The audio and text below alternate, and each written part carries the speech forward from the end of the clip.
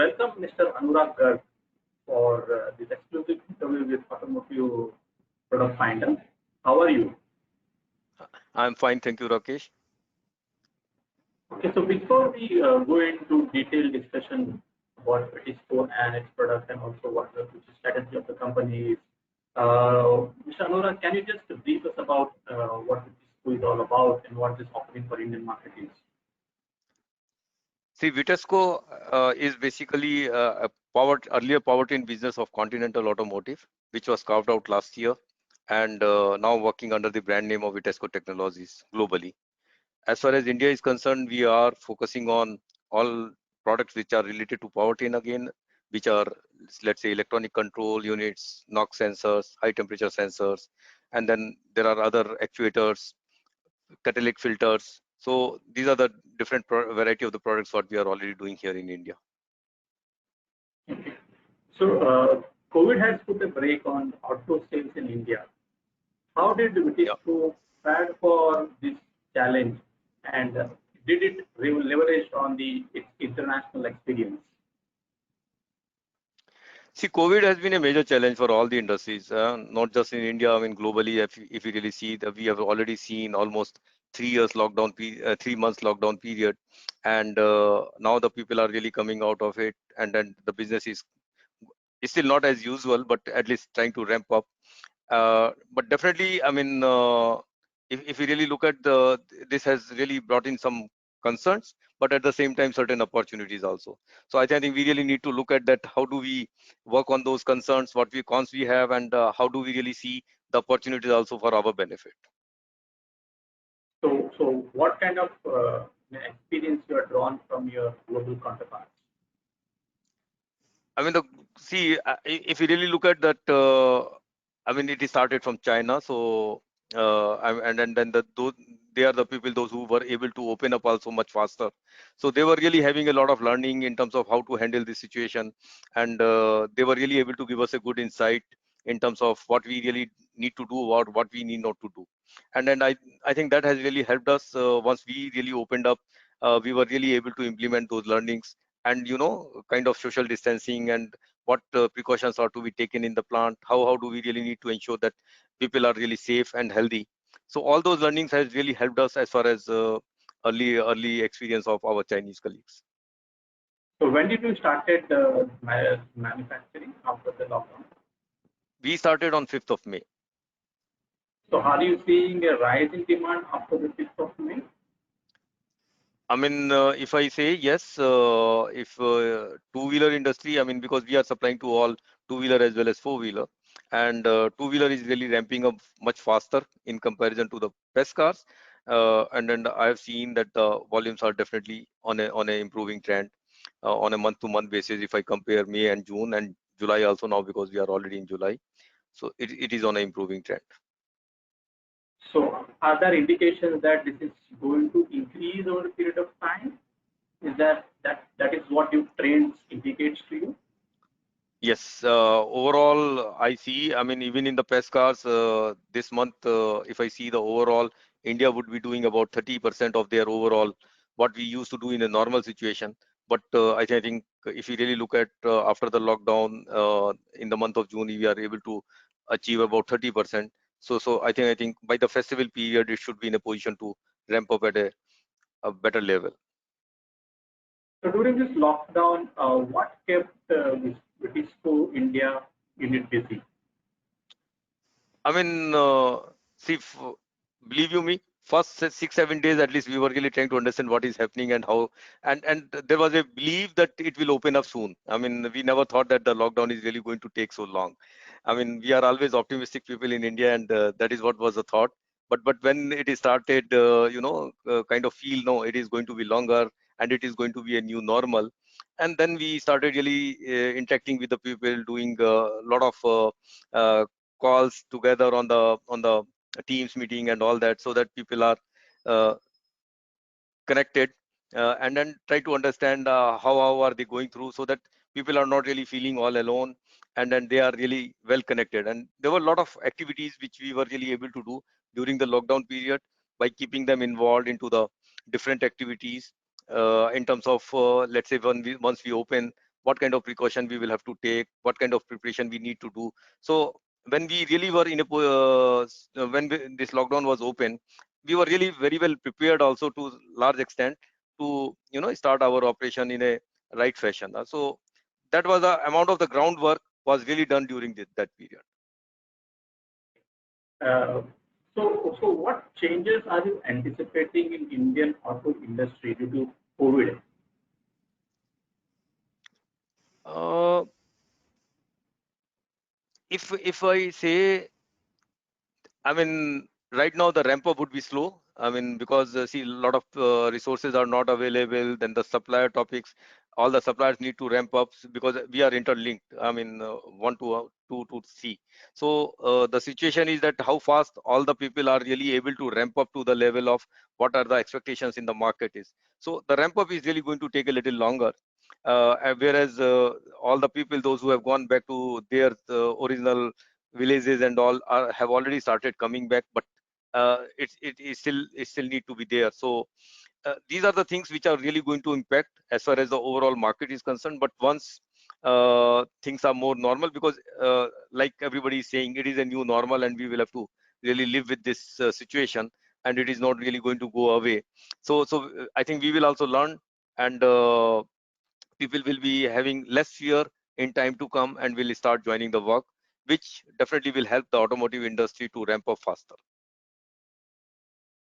So could you brief us about your Vigisco's new greenfield project in Pune? Sure.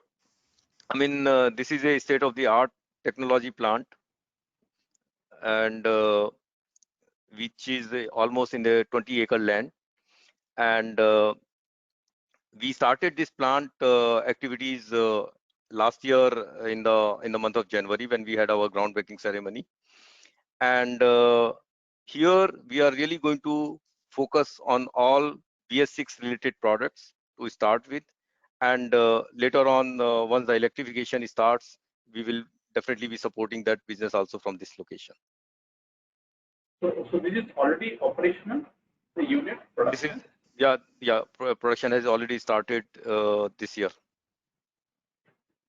So after this new project, how much your capacity has increased? It is not about the capacity. I mean, see, as you know, this plant was mainly focused on the all BS6 launch, and we were really focusing on whatever the business were awarded to us during this period of time in the last 2-3 years when the BS6 was in under development.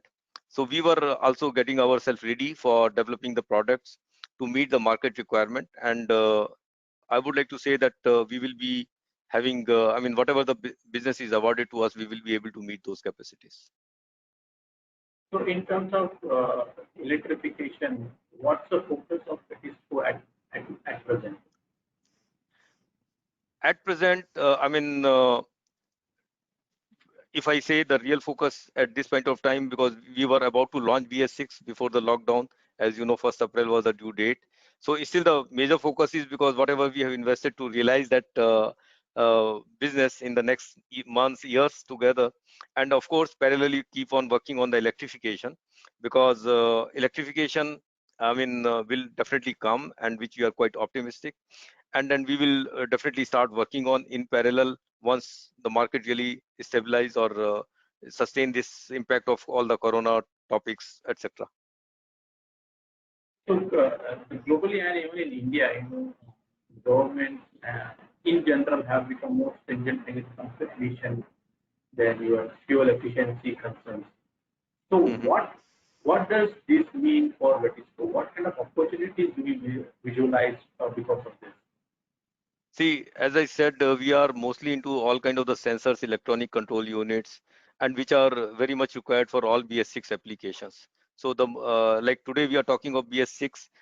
In 2023, the RD is going to become RD is going to be coming in, and we are also talking of 2027, 2028. Maybe the CAFE norm will be again changing.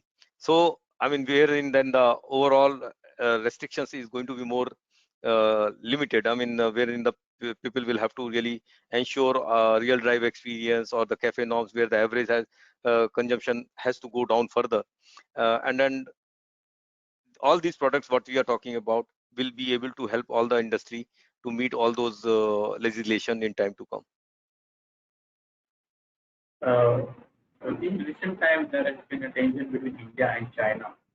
Uh, what are the implications on the auto and auto component sector in India? I would like to be a little neutral on this because it's a political topic. Because the politics and industries are two different arena, and let's see how the overall development takes place.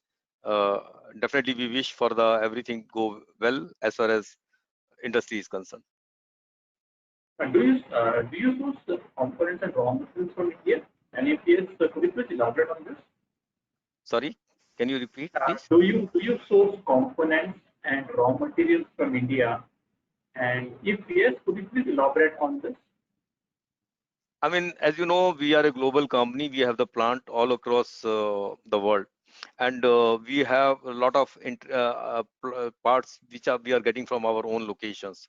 So we do have certain plants in China as well, where do we get supported for many of our components what we are doing over here. So because it is not that everything is the entire backup chain is done over here, and that is how we have been doing. So we definitely have certain product lines which are well supported from rest of the world.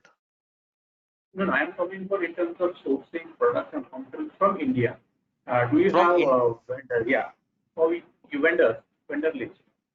yeah, we have. Yeah. Sorry, okay, SMEs. I can okay, sorry. So basically, do you source products from SMEs and small scale vendors Yeah, for we your? do that. We do that. Yes. I mean, Uh, we do it in all kind of categories, means from plastic to sheet metal to all the other, let's say again sensors and all. So we also source these parts from Indian suppliers. so what are the emerging trends in auto industry? I mean, right now, again, as I said, the focus is on the BS6. The next focus will definitely be moving more towards electrification. Industry 4.0 is already in place. So, I mean, these are the running trends or the coming trend for electrification, which is going to be very, very focused in time to come. So in terms of electrification, electric vehicle, where do India stand and what are the challenges before the industry? I mean, the expectation would be that how fast and how far we can do the localization. And here also how we can really create the dependence on the local suppliers more than across the globe, and that would be one of the challenge. And if you really see the Indian market, I mean my um, understanding says that the India market will go in a phased manner. I mean, it will start with the, if you see today, we are the one of the largest producer for the three-wheeler for the electrification. Now the next cycle in the chain is uh, two-wheelers, and then it definitely picks up into the PES cars. So I see that the next market which will definitely take quantum jump for the two-wheeler in the electrification. So finally, what are your growth plans for ISPO India, and how are you recalibrating your growth plans for India because of COVID-19? I mean, the overall prediction in the market is that what we were doing in 2019, 2020, it will again take 3 to 4 years to reach to the same volumes. I mean, if I talk in the global aspect. In India, I mean, we are still a growing country. I think I still think that we should grow much faster. I mean, we should not take that long, but we really need to wait how the market shapes up. But overall, if I see the last 2 months trend, which is again too early to say, but if I see, I mean, the share mobility is going to fade for the time being, because the people are not really going to be very, very comfortable as far as the share mobility is concerned. So people will be really looking for more independent arrangement, either a two-wheeler or the PES cars. So once we are a little stable, the fear factor is gone, I think overall market should start growing, and the focus would be again more on the two-wheeler and then to the PES cars. Uh, Thank you, Mr. Anurag Garg, for spending time with Automotive Product Finder and also sharing your insight into the industry and into the company. Thank you, Rakesh. Have a nice day.